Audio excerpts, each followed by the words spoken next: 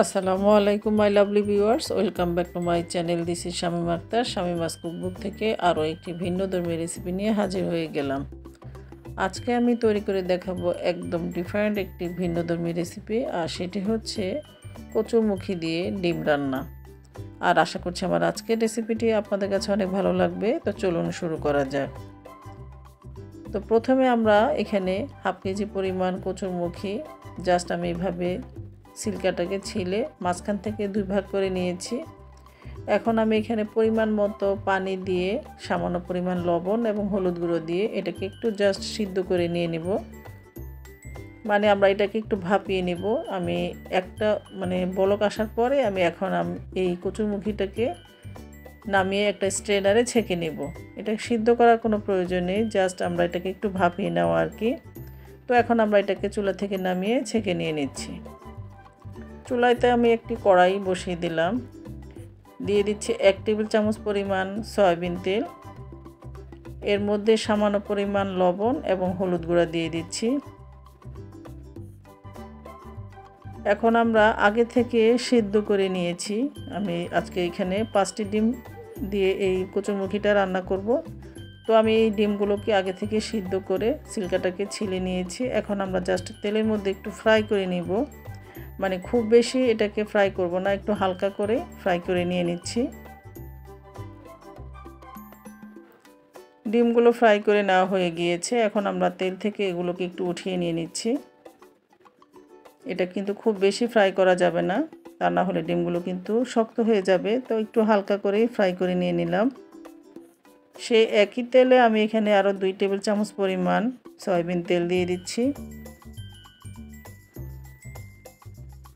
তেলটা একটু গরম হয়ে আসার পর আমি এখানে কিছুটা পরিমাণ পেঁয়াজ কুচি দিয়ে দিলাম, মানে মিডিয়াম সাইজের 2টো পেঁয়াজ কুচি দিয়ে দিলাম। দিয়ে এখন তেলের সাথে এটাকে একটু ভেজে নিয়ে নেব, জাস্ট একটু সফট হয়ে আসা পর্যন্ত অপেক্ষা করব।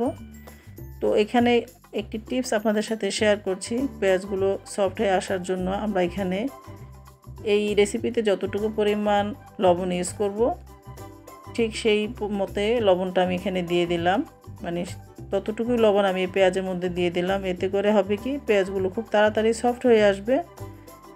দেখতেই পাচ্ছেন পেঁয়াজগুলো একটু সফট হয়ে এসেছে। এখন আমি এখানে 1.5 চা চামচ পরিমাণ সম পরিমাণ আদা রসুন পেস্ট দিয়ে দিলাম।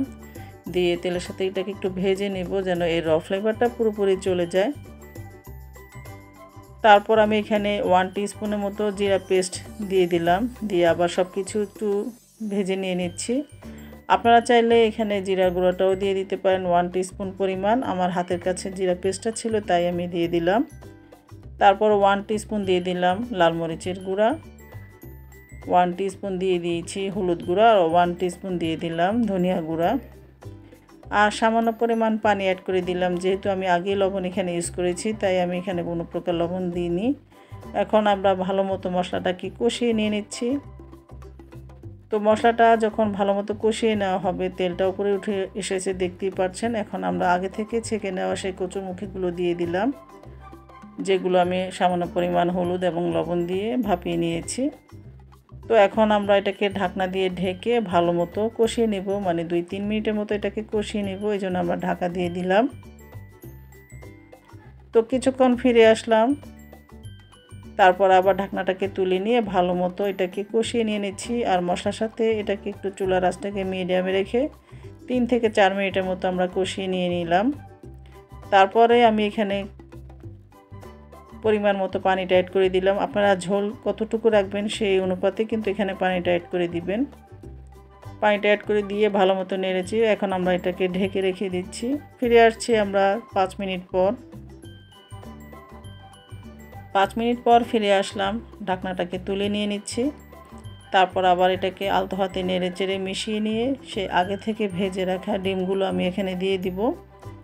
এতে করে হবে কি, মশলাটা ভালো মতো লবণ হলুদ মরিচ এবং মশলাটা ভালো মতো এটার মধ্যে ঢুকে যাবে। তাই আমি ডিমগুলো এখানে দিয়ে একটু নেড়ে চেড়ে নিয়ে আবার ঢেকে দিলাম। তো আরও 5-7 মিনিট পর ফিরে আসলাম। এখন আমি এখানে একটি মিডিয়াম সাইজের টমেটো কুচি দিয়ে আবার ঢেকে দিয়ে দিলাম কিছুক্ষণের জন্য। সবশেষে এখানে আমি কিছু পরিমাণ ধনিয়া পাতা কুচি দিয়ে দিলাম। এটা এই তরকারিটার মধ্যে একটু ঝোল ঝোল রাখাই ভালো, কারণ অনেক সময় এই কচুরমুখী তরকারিটা কিন্তু অনেক থিকনেস হয়ে যায়, তো সেই অনুপাতে ঝোলটা রেখে দিলাম। তারপর আমরা এখন নামিয়ে গরম গরম সার্ভ করে নিয়ে নিলাম। আর এটা যে কতটা টেস্ট, বাসায় একদিন ট্রাই না করলে বুঝতেই পারবেন না। আশা করছি আমার আজকের এই ডিম দিয়ে কচুরমুখী রান্নার রেসিপিটি আপনাদের কাছে অনেক ভালো লেগেছে। যদি ভালো লেগে থাকে তাহলে প্লিজ একটি লাইক দিয়ে দিবেন আর ফ্রেন্ডস অ্যান্ড ফ্যামিলির সাথে শেয়ার করবেন। আজ এ পর্যন্তই।